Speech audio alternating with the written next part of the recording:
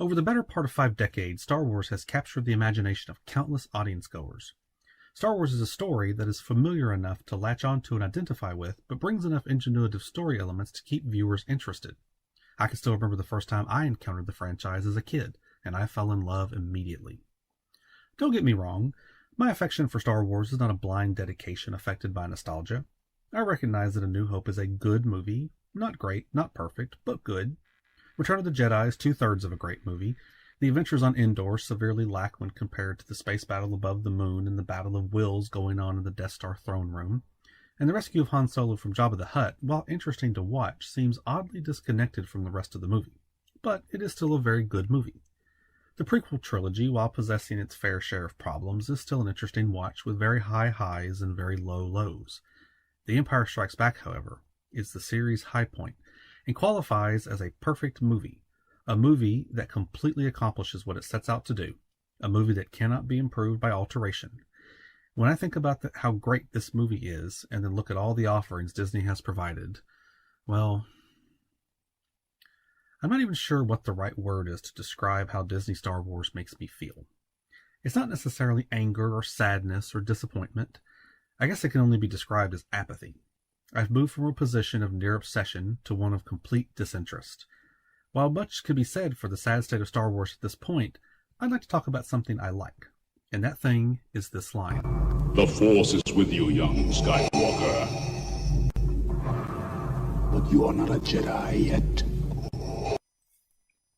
Set aside the masterful delivery from one of the titans of the acting field, this line is chilling and cuts right to Luke's insecurities. If you're watching this video, there's no doubt you know the context of this clip, so I'll only go over the details pertinent to the point of why it's such a great line. The real beauty of this line is that it is the perfect encapsulation of Luke's journey throughout the entire movie. What is Vader saying here? You've picked up some skill. You've garnered some accomplishments. You're no longer that naive farm boy from that backwater desert planet, but you have come here looking for a fight, and you are woefully unprepared. Look at Luke's journey through the movie. It opens with him on Hoth with the rest of the Rebel Alliance. He's no longer the inexperienced pilot who came out of nowhere to destroy the Death Star. He is Commander Skywalker, a prominent leader in the rebellion who rides his Tauntaun across the frozen tundra of Hoth, a planet just as opposite from his homeworld of Tatooine as possible. But after going on a solo expedition to investigate a meteor, he is attacked by a Wampa and has to be rescued by his friend. Later, during the Battle of Hoth, he discovers a strategy to neutralize the AT-ATs attacking Echo Base by wrapping the airspeeder's tow cable around their legs. However, he is shot down and has to make a hasty escape before his ship is crushed. From there, he finds a new way to destroy the AT-ATs, taking down one with a grenade tossed into the transport. All of this is for naught, though, as the Empire destroys the shield generator and takes Echo Base. Luke flees from Hoth, and instead of linking up with the rest of the rebellion, goes to Dagobah to find and train under Master Yoda. After successfully convincing Yoda to train him, Luke garners a number of new skills. He runs through the jungle and learns more about the intricacies of the Force, which deepens the brief training he received from Obi-Wan in the previous movie. He balances on one hand and lifts rocks, R2-D2 and Yoda into the air with nothing more than his mastery of the Force. He faces down his greatest fear in the cave and comes out more or less victorious.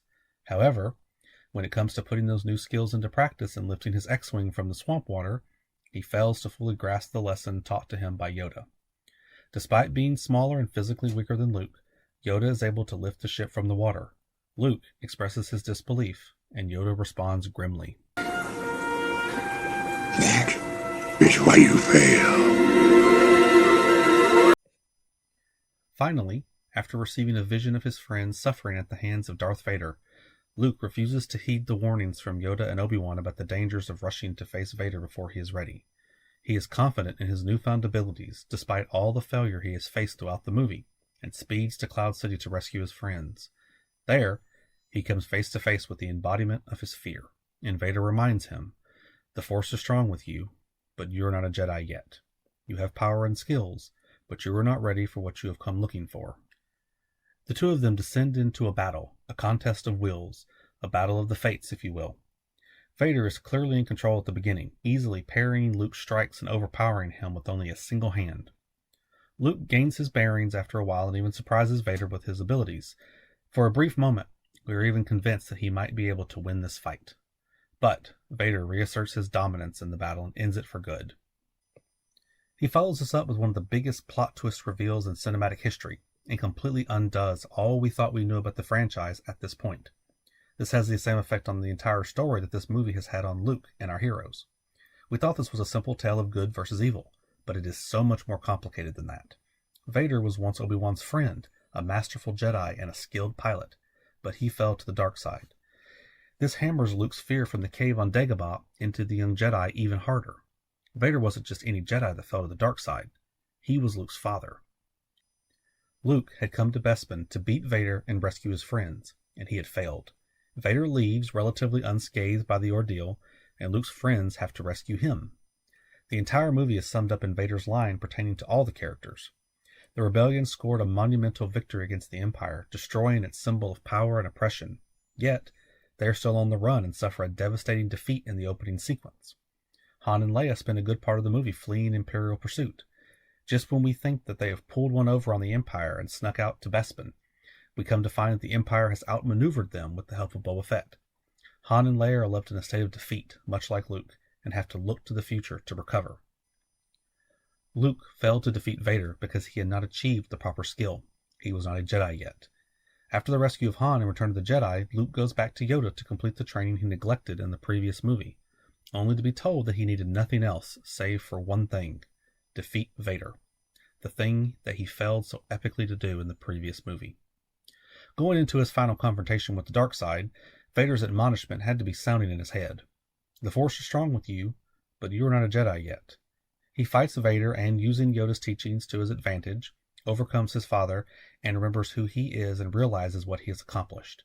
He declares as much to the Emperor. I am a Jedi, like my father before me. Luke had overcome Vader's rebuke. He was a Jedi, like his father before him, and he would succeed where his father failed. He refused the Emperor's offer of power and paid a dear price for it. But in the end, Vader remembered who he was. He had been a Jedi too, and he fulfilled his destiny, bringing balance to the Force. The Empire Strikes Back is a true masterpiece of film, consisting of layer upon layer of subtext and meaning, all building toward and culminating in Luke's fateful conflict with Darth Vader. Luke went into the fight feeling confident in his ability to succeed, only to be shown just how much further he had to go. As we know, Luke does eventually overcome this deficit and rises victorious, but this confrontation is one of the greatest ever put to film. Am I overanalyzing this line? Perhaps.